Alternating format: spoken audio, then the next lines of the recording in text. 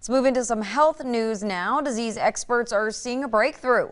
They're hopeful we could be one step closer to a vaccine that prevents HIV infection. A new report says recent research is showing great promise that this vaccine could one day become a reality, saving lives all over the world. KX News Washington correspondent Trevor Shirley has the latest on this new development.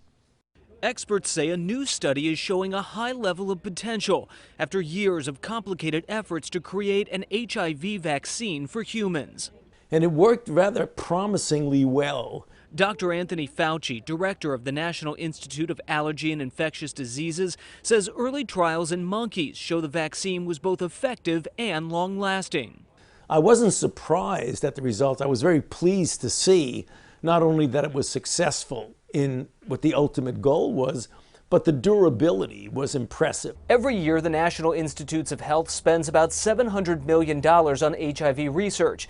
This study is one of 3 major initiatives into an HIV vaccine that's currently being funded by the NIH. Well, it's just another avenue of approach of trying to protect against HIV infection. Since the epidemic began, previous attempts to create a vaccine have failed. It's a challenge because HIV is an extraordinarily unique virus. Every year, about 38,000 people are newly infected, joining more than 1 million Americans already living with HIV. The hope is that if these trials are successful, a preventive vaccine would start saving lives here at home and across the world. Everyone is cautiously optimistic, but as we know from experience with vaccine trials, you can't count your chickens before they hatch. Reporting in Washington, I'm Trevor Shirley.